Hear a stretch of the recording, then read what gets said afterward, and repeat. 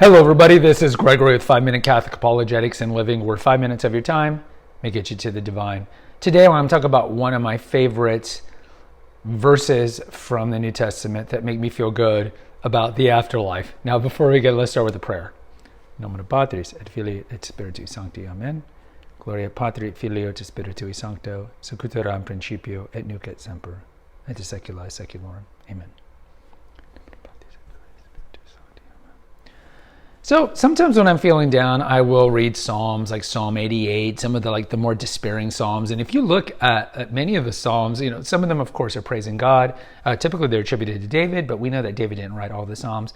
But a lot of them are just kind of like, woe is me, woe is me. And you kind of get this kind of maybe a cynical view or maybe a view of despair that you kind of see in the Psalms. But sometimes I like to read uplifting stuff. And so one of my favorite chapters from the New Testament is Revelation 7.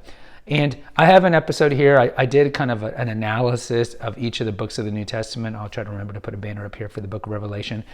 And we have some episodes here I've done in the book of Revelation. Like, for example, I talk about how there's a lot of verses in this book that talk about how works are really important in terms of your salvation. It's not the most important thing. Okay, we're not Pelagianists, but they are important. Also, I have an episode here about how Christ gives his final list or enumerates those who will not enter heaven in terms of like their actions. And so I'll try to remember to put that banner up here as well. So Revelation 7, I'm just going to read this because like when I feel bad, I read this and it just kind of gives you an idea. And we did an episode not that long ago on like what is the beatific vision, how like everything on earth will never truly satisfy. So no matter how great that cheeseburger is or how that sunset is or that first sip of cuppa or whatever it is, the runner's high like I talk about in that episode, they all go away, right? So you can't put too much stock on anything on this earth because everything's going to vanish. The one thing we have to keep our eyes on the prize, so to speak, is on the beatific vision. So this is going to be Revelation 7, verse 9.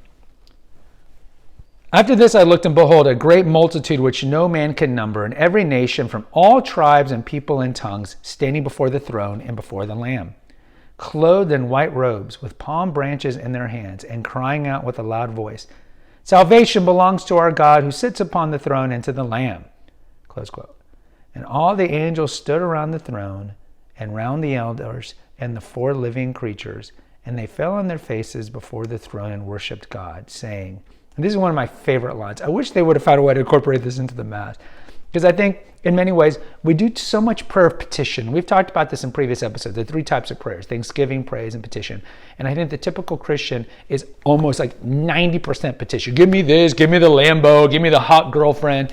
And we just forget to do prayers of praise and thanksgiving. This is one of the reasons I do the Glory Be at the beginning, is because I think we need to do more of these. But I just love this chant. So everybody's chanting this. Amen.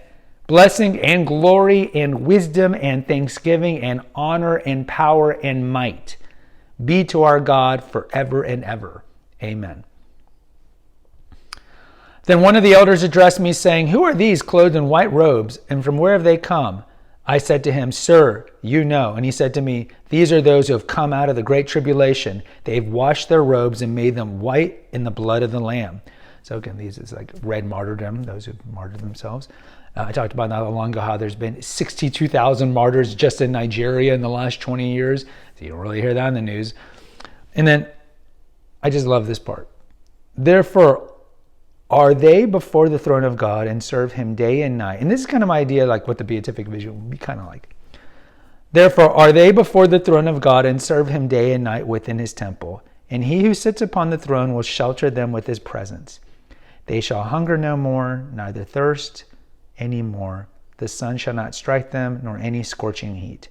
For the Lamb in the midst of the throne will be their shepherd, and he will guide them to springs of living water. And God will wipe away every tear from their eyes.